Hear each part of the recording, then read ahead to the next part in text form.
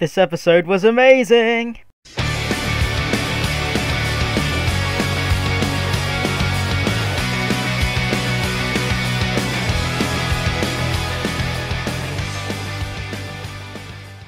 Hey guys, Zuli here, back with another Dragon Ball Super episode review.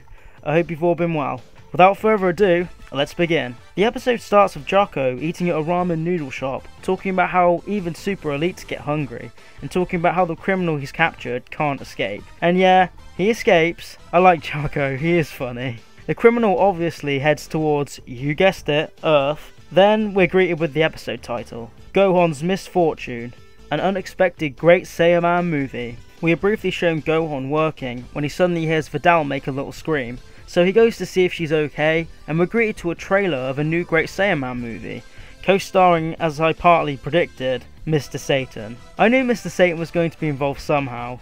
It turns out he has a co-role with a Great Saiyaman.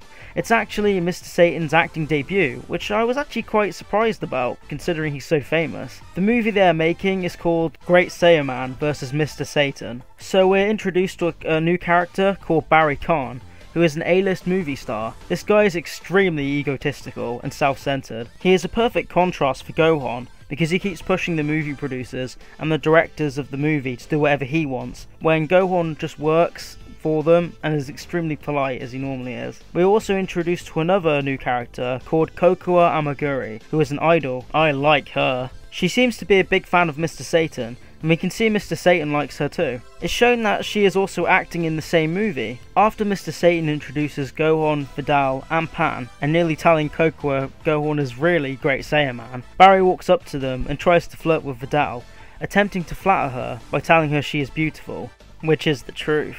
Barry wants to give Vidal his autograph, but Vidal rejects him. Afterwards comes my favourite part of the episode. Gohan asks Vidal why she didn't get his autograph, considering he is an A-list actor, and Vidal says, "You're much cooler than he is, Gohan-kun." That's just so sweet and true. Vidal, obviously liking Gohan more, makes Barry jealous, and is a good setup for what is to come later. Later on, Gohan and everyone else are watching the movie team work on a scene, but Barry, being the jerk that he is, makes the stunt much more difficult and threatens the stuntman, saying, "If you can't do it, you're fired. Don't expect to work in this business ever again." So the man doesn't back out. Gohan decides to step in though, obviously knowing the man will get hurt if he tries to do the stunt. Then comes the moment we were all waiting for. Gohan gets back into the Saiyaman suit. Then he does the stunt easily, looking awesome and surprising everyone, and even puts in a Great Saiyaman speech. Oh, I miss the Great Saiyaman.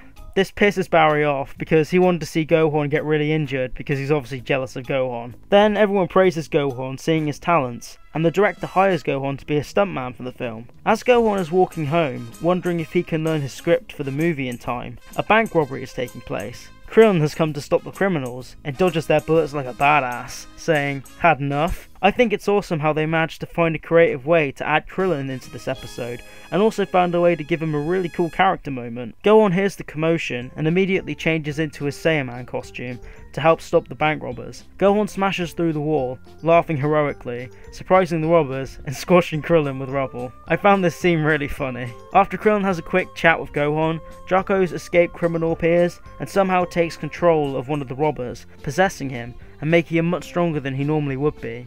This is interesting, because we haven't seen the creature do something like this before, except for Baby and GT, but the way it takes control of the robber is a bit different than Baby. The man gives Gohan a decent fight, but Gohan delivers a devastating kick, knocking the man down, and is going to finish him off with a Kamehameha. But he notices people are watching him, so to keep his identity secret, he hits him instead with a Great Saiyaman beam, and defeats the robber. Then we see a news report about the Great Saiyaman.